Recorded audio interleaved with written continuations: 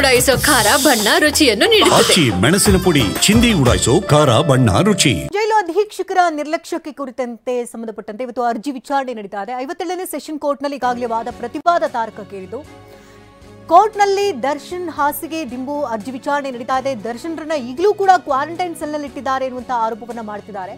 ಇವರಿಗೊಂದು ಸವಲತ್ತನ್ನ ನೀಡ್ತಿದ್ದಾರೆ ಅಂತ ಸುನಿಲ್ ಇಲ್ಲಿ ವಾದವನ್ನ ಮಂಡಿಸ್ತಾ ಇದ್ದಾರೆ. ರೇಪಿಸ್ಟ್ ಉಮೇಶ್ ರೆಡ್ಡಿಗೆ ಕಲರ್ ಟಿವಿಯನ್ನು ನೀಡಿದ್ದಾರೆ, ಆದ್ರೆ ದರ್ಶನ್ಗೆ ಯಾವ ಫೆಸಿಲಿಟಿ ಕೂಡ ನೀಡಿಲ್ಲ ಅಂತ ವಾದ ಮಂಡನೆ ಆಗ್ತಾ ಇದೆ. ದರ್ಶನ್ ಪರ ವಕೀಲ ಸುನಿಲ್ ಇದೀಗ ಖಾರವಾಗಿ ವಾದವನ್ನ ಮಂಡನೆ ಮಾಡ್ತಿದ್ದಾರೆ. SPP ಹೇಗಿರಬೇಕೆಂದು ಸುಪ್ರೀಂ ಕೋರ್ಟ್ ಹೇಳಿದೆ.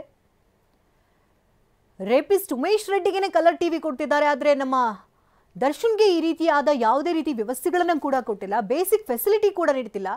ಈವನ್ ಇದ್ರ ಬಗ್ಗೆ ಸಂಬಂಧಪಟ್ಟಂತೆ ಅರ್ಜಿ ವಿಚಾರಣೆ ಆಗುತ್ತೆ, ಕೋರ್ಟ್ ಕೂಡ ಸೂಚನೆಯನ್ನು ಕೊಡುತ್ತೆ, ಜಡ್ಜ್ ಕೂಡ ಹೇಳಿರ್ತಾರೆ. ಆ ಅರ್ಜಿ ಕೊಟ್ಟರೂ ಕೂಡ ಅದರಲ್ಲಿ ಏನೇನು ಆದೇಶ ಇದೆ ಅನ್ನೋದನ್ನು ಕೂಡ ಪಾಲನೆ ಮಾಡ್ತಿಲ್ಲ ಅಂತ ಆರೋಪವನ್ನು ಮಾಡ್ತಾ ಇದ್ದಾರೆ. ಎರಡೂ ಕಡೆಯಲ್ಲೂ ಕೂಡ ಈಗ ವಾದ ಪ್ರತಿವಾದ ದೊಡ್ಡ ಮಟ್ಟದಲ್ಲಿ ಆಗ್ತಾ ಇದ್ದು ಖಾರವಾಗಿ ಇಲ್ಲಿ ಪ್ರತಿಕ್ರಿಯೆಗಳು ಕೂಡ ಎರಡೂ ಕಡೆಯಿಂದ ಬರ್ತಾ ಇದೆ. ಒಂದು ಕಡೆ ಸವಲತ್ತುಗಳನ್ನು ಕೊಟ್ಟೇ ಇಲ್ಲ, ಫೆಸಿಲಿಟಿಗಳು ಯಾವುದೂ ಕೂಡ ಮಾಡಿಕೊಟ್ಟಿಲ್ಲ ಅಂತ ಸುನಿಲ್ ಇಲ್ಲಿ ವಾದವನ್ನು ಮಂಡಿಸ್ತಾ ಇದ್ದಾರೆ. ಇದಕ್ಕೆ SPP ಪ್ರತಿಯಾಗಿ ಜೈಲಿನ ಪರಿಧಿಯಲ್ಲಿ ಏನೇನಿರುತ್ತೋ ಆ ವ್ಯವಸ್ಥೆಗಳನ್ನು ನಾವು ಕಲ್ಪಿಸಿಕೊಟ್ಟಿದ್ದೇವೆ, ವಿನಾಕಾರಣವಾಗಿ ವಾದನೆ ಮಂಡನೆ ಮಾಡ್ತಾ ಇದ್ದಾರೆ ಎನ್ನುವಂಥ ಆರೋಪಗಳನ್ನು ಕೂಡ ಮಾಡ್ತಿದ್ದಾರೆ. ಇನ್ನು ದರ್ಶನ್ ಪರ ವಕೀಲ SPP ನಡುವೆ ವಾದ ಪ್ರತಿವಾದ ತಾರಕಕ್ಕೇರಿದ್ದು ಕೋರ್ಟ್ ಆದೇಶ ಪಾಲಿಸದಿದ್ದಾಗ ನೋವಾಗುತ್ತೆ ಅಂತ ಹೇಳ್ತಿದ್ದಾರೆ ಸುನಿಲ್. ಆರೋಪಿ ಪರ ದರ್ಶನ್ ಪರ ವಕೀಲರಾಗಿರ್ತಕ್ಕಂಥ ಸುನಿಲ್ ವಾದ ಮಂಡನೆ ಮಾಡುವಂತಹ ಸಂದರ್ಭದಲ್ಲಿ ಏನೂ ಕೊಟ್ಟಿಲ್ವಾ, ಅದನ್ನೆಲ್ಲ ಕೊಡಬೇಕಾಗಿತ್ತು ಅಂತ ಅವರು SPP ಹೇಳಿದ್ರು. ಏನೂ ಕೊಡದಿದ್ರೂ ಪರವಾಗಿಲ್ಲ, ಏನಾಗುತ್ತೋ ಆಗಲಿ ಅಂತ ಹೇಳ್ತಿದ್ದಾರೆ. ಟ್ರಯಲ್ ನಡೆದು ಬಿಡುಗಡೆಯಾಗುತ್ತೆ ಅಂತ ನಂಬಿದ್ದೇವೆ ಅಂತ ಈ ಸಂದರ್ಭದಲ್ಲಿ ಮಾತುಗಳನ್ನಾಡಿದ್ದಾರೆ. ಇಡೀ ದೇಶದಲ್ಲಿ ಪಾಲನೆಯಾಗದಿರುವುದು ದರ್ಶನ್ಗೆ ಅನ್ವಯ ಆಗ್ತಾ ಇದೆಯಲ್ಲ, ಇದು ಎಷ್ಟು ಮಟ್ಟಿಗೆ ಸರಿ ಅಂತ ಪ್ರಶ್ನೆಯನ್ನು ಮಾಡ್ತಿದ್ದಾರೆ. ಇನ್ನು ಜೈಲಧಿಕಾರಿಗಳು ಕೋರ್ಟ್ ಆದೇಶ ಪಾಲಿಸದ ಆರೋಪದ ಬೆನ್ನಲ್ಲೇ ಕೋರ್ಟ್ನಲ್ಲಿ ಕೊಲೆ ಆರೋಪಿ ದರ್ಶನ್ ಅರ್ಜಿ ವಿಚಾರಣೆ ನಡೀತಾ ಇದ್ದು ಕೋರ್ಟ್ಗೆ ಖುದ್ದು ಹಾಜರಾಗಿದ್ದಾರೆ ಅಧೀಕ್ಷಕ ಸುರೇಶ್. ಈ ಸಂದರ್ಭದಲ್ಲಿ ಕೋರ್ಟ್ಗೆ ಸಂಪೂರ್ಣ ವರದಿಯನ್ನು ಕೂಡ ಸಲ್ಲಿಸಿದ್ದಾರೆ. ಎರಡೂ ಕಡೆಯಲ್ಲೂ ಕೂಡ ವಾದ ಪ್ರತಿವಾದ ಈಗಾಗಲೇ ತಾರಕಕ್ಕೇರಿದು ಆರೋಪ ಪ್ರತ್ಯಾರೋಪಗಳು ಕೂಡ ಇಲ್ಲಿ ಕೇಳಿ ಬರ್ತಾ ಇದೆ.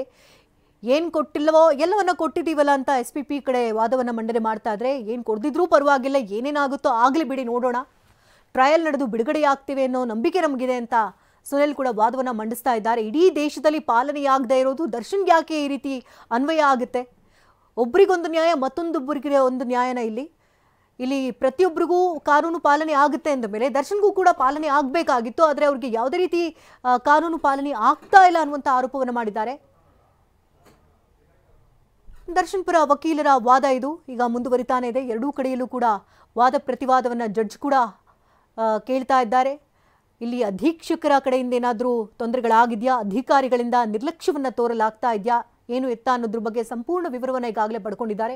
ಅಧೀಕ್ಷಕ ಸುರೇಶ್ ಕಡೆಯಿಂದ ಈಗಾಗಲೇ ಕೋರ್ಟ್ಗೆ ಸಂಪೂರ್ಣ ವರದಿಯನ್ನು ಕೂಡ ಕೊಡಲಾಗಿದೆ. ಜೈಲು ಅಧೀಕ್ಷಕರು ಯಾವ್ಯಾವ ರೀತಿ ಕ್ರಮಗಳನ್ನು ಕೈಗೊಂಡಿದ್ರು, ಅವರು ಬಂದ ನಂತರದಲ್ಲಿ ದರ್ಶನ್ ಒಳಭಾಗಕ್ಕೆ ಬಂದ ನಂತರದಲ್ಲಿ ಏನೆಲ್ಲ ವ್ಯವಸ್ಥೆಗಳನ್ನು ಕಲ್ಪಿಸಿಕೊಡಬೇಕಾಗಿತ್ತು, ಏನೆಲ್ಲ ಕಲ್ಪಿಸಿಕೊಟ್ಟಿದ್ದಾರೆ, ಅದಕ್ಕೆ ಪೂರಕವಾದಂಥ ಡಾಕ್ಯುಮೆಂಟ್ ಸಮೇತವಾಗಿ ಅಧೀಕ್ಷಕರಿಂದ 57ನೇ ಸೆಷನ್ ಕೋರ್ಟ್ಗೆ ವರದಿಯನ್ನು ಈಗಾಗಲೇ ಸಲ್ಲಿಕೆ ಮಾಡಲಾಗಿದೆ. ಜೈಲಿನಲ್ಲಿ ಕೆಲ ಬೇಡಿಕೆಯನ್ನು ದರ್ಶನ್ ಇಟ್ಟಿದ್ರು. ಈ ಸಂದರ್ಭದಲ್ಲಿ ಕ್ವಾರಂಟೈನ್ ಸೆಲ್ನಿಂದ ಬ್ಯಾರಕ್ಗೆ ಸ್ಥಳಾಂತರ ಮಾಡಿರುವಂತಹ ವಿಚಾರ ಆಗಿರ್ಬೋದು, ಜೊತೆಗೆ ಬ್ಯಾರಕ್ಗೆ ಸ್ಥಳಾಂತರಕ್ಕೆ ದರ್ಶನ್ ಪರ ವಕೀಲರು ಮನವಿಯನ್ನು ಕೂಡ ಸಲ್ಲಿಕೆ ಮಾಡಿದ್ರು. ವಾಕ್ ಮಾಡೋದಕ್ಕೆ ಕಡಿಮೆ ಜಾಗ ಕೊಟ್ಟಿದ್ದಾರೆ, ಸಮಯ ಕೂಡ ಸರಿಯಾಗಿ ಕೊಡ್ತಾ ಇಲ್ಲ, ಹಾಸಿಗೆ ದಿಂಬು ಕೂಡ ಅದು ಕೂಡ ವ್ಯವಸ್ಥೆ ಕೂಡ ಸರಿಯಾಗಿ ಮಾಡ್ತಾ ಇಲ್ಲ ಅನ್ನುವಂಥ ಆರೋಪಗಳನ್ನು ಮಾಡಲಾಗಿತ್ತು. ಹೀಗಾಗಿ ಖುದ್ದು ಹಾಜರಿಗೆ ಕೋರ್ಟ್ ಸೂಚನೆಯನ್ನು ಕೂಡ ಕೊಟ್ಟಿತ್ತು. ಇವತ್ತು ಅಧೀಕ್ಷಕರು ಕೂಡ ಈ ಸಂದರ್ಭದಲ್ಲಿ ಅಲ್ಲಿ ಹಾಜರಿದ್ದಾರೆ. ಅದಕ್ಕೆ ಪೂರಕವಾದಂಥ ಡಾಕ್ಯುಮೆಂಟ್ಸ್ ಅನ್ನು ತೆಗೆದುಕೊಂಡು ಹೋಗಿ ಅವ್ರ ಪರವಾಗಿ SPP ಪ್ರಸನ್ನ ಕುಮಾರ್ ಕೂಡ ವಾದವನ್ನು ಮಂಡನೆ ಮಾಡ್ತಾ ಇದ್ದಾರೆ. ಇನ್ನು ದರ್ಶನ್ ಪರವಾಗಿ ಸುನಿಲ್ ಕೂಡ ಈಗಾಗಲೇ ವಾದವನ್ನು ಮಂಡಿಸ್ತಾ ಇದ್ದಾರೆ. ಜೈಲಧಿಕಾರಿಗಳ ಪರ SPP ಪ್ರಸನ್ನ ಕುಮಾರ್ ವಾದವನ್ನು ಮಂಡಿಸ್ತಾ ಇದ್ದು, ಜೈಲು ಕೈಪಿಡಿಯಂತೆ ಯಾವ್ಯಾವ ರೀತಿ ಕ್ರಮಗಳನ್ನು ತೆಗೆದುಕೊಳ್ಬೇಕು ಅದೆಲ್ಲ ತಗೊಂಡಿದ್ದೀವಿ. ಟೆಲಿಫೋನ್ ವ್ಯವಸ್ಥೆ ಆಗಿರ್ಬೋದು, ವಿಡಿಯೋ ಕಾನ್ಫರೆನ್ಸ್ ವ್ಯವಸ್ಥೆ ಆಗಿರ್ಬೋದು, ಬೆಡ್ಶೀಟ್ ಕೊಡುವಂಥದ್ದಾಗಿರ್ಬೋದು, ಚಾದರ ಆಗಿರ್ಬೋದು, ಚೊಂಬು ತಟ್ಟೆ ಇದನ್ನೆಲ್ಲ ಕೊಟ್ಟಿದ್ದೀವಲ್ಲ, ಹಾಗಾದರೆ ಏನು ಕೊಟ್ಟಿಲ್ಲ ಹೇಳಿ? ಪಲ್ಲಂಗ ಕೇಳಿದ್ರೆ ಕೊಡೋಕ್ಕಾಗುತ್ತಾ? ಅದಕ್ಕೆಲ್ಲ ಅವಕಾಶವಿಲ್ಲ. ಕಾನೂನಿನ ಪರಿಧಿಯಲ್ಲಿ ನಾವೇನು ಕೊಡಬೇಕೋ ಅದನ್ನು ಕೊಟ್ಟಿದ್ದೀವಿ. ಓಡಾಡೋದಕ್ಕೆ ಅವಕಾಶವನ್ನು ಕೇಳಿದ್ರು ಅದಕ್ಕೂ ಕೂಡ ಅವಕಾಶ ಮಾಡಿಕೊಟ್ಟಿದ್ದೀವಿ. ಅಲ್ಲೆಷ್ಟು ಜಾಗ ಇರುತ್ತೋ ಅದಕ್ಕೆ ಅವಕಾಶವನ್ನು ಮಾಡಿಕೊಟ್ಟಿದ್ದೀವಿ. ಇದೇ ಬ್ಯಾರಕ್ನಲ್ಲಿರಬೇಕು, ಇದೇ ರೀತಿ ಬಿಸಿಲು ಬರಬೇಕು, ಇದೇ ರೀತಿ ಸೌಲಭ್ಯಗಳಿರಬೇಕು ಅಂದರೆ ಅದು ಸಾಧ್ಯ ಇಲ್ಲ. ಮೂಲಭೂತ ಹಕ್ಕಿನಂತೆ ಏನೆಲ್ಲ ಕೇಳಲಾಗುವುದಿಲ್ವೋ ಅದನ್ನೆಲ್ಲ ಕೇಳೋ ಹಾಗಿಲ್ಲ. ಇಲ್ಲಿ ಏನೆಲ್ಲ ವ್ಯವಸ್ಥೆಗಳನ್ನ ಕಲ್ಪಿಸ್ಕೊಡ್ಬೇಕೋ ಅದಕ್ಕೆ ಸಂಬಂಧಪಟ್ಟಂತೆ ಎಲ್ಲ ರೀತಿ ವ್ಯವಸ್ಥೆಗಳನ್ನ ಕಲ್ಪಿಸ್ಕೊಟ್ಟಿದ್ದೀವಿ. ಹೀಗಂತ ಜೈಲಧಿಕಾರಿಗಳ ಪರವಾಗಿ SPP ಪ್ರಸನ್ನ ಕುಮಾರ್ ವಾದವನ್ನು ಮಂಡಿಸ್ತಾ ಇದ್ದಾರೆ. ಇನ್ನು ಇದೇ ಸಂದರ್ಭದಲ್ಲಿ ಸುನಿಲ್ ಕೂಡ ಖಾರವಾಗಿ ಪ್ರತಿಕ್ರಿಯೆಯನ್ನು ಕೂಡ ಕೊಡ್ತಾ ಇರುವಂಥದ್ದು. ನಾವೇನು ಚಿನ್ನದ ಪಲ್ಲಂಗ ಕೇಳಿಲ್ಲ ಸ್ವಾಮಿ, ಈ ಸಂದರ್ಭದಲ್ಲಿ ಬೇಸಿಕ್ ವ್ಯವಸ್ಥೆಗಳನ್ನು ಕೇಳಿದ್ದೀವಿ, ಹಾಸಿಗೆಯನ್ನು ಕೇಳಿದ್ವಿ, ಆದರೆ ಇಲ್ಲಿವರೆಗೂ ಕೂಡ ಹಾಸಿಗೆ ವ್ಯವಸ್ಥೆಯನ್ನೇ ಮಾಡಿಕೊಟ್ಟಿಲ್ಲ ಅಂತ ಹೇಳ್ತಿದ್ದಾರೆ. ನಿಯಮದಲ್ಲಿ ಕ್ವಾರಂಟೈನ್ ಪದವಿದ್ದರೆ ದರ್ಶನ್ ಪರ ವಕೀಲರ ವಾದ ಇದು.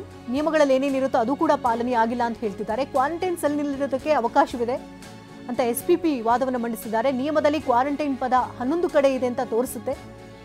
ನಿಯಮದಲ್ಲಿ ಕ್ವಾರಂಟೈನ್ ಪದವಿದ್ದರೆ ಅರ್ಜಿಯನ್ನ ವಾಪಸ್ ಪಡಿತೇನೆ ಅಂತ ಈ ಸಂದರ್ಭದಲ್ಲಿ ವಾದವನ್ನು ಮಾಡ್ತಾ ಇದ್ದಾರೆ. ಆರೋಪಿ ದರ್ಶನ್ ಪರ ವಕೀಲರ ಖಾರವಾದಂತಹ ವಾದ ಇದು.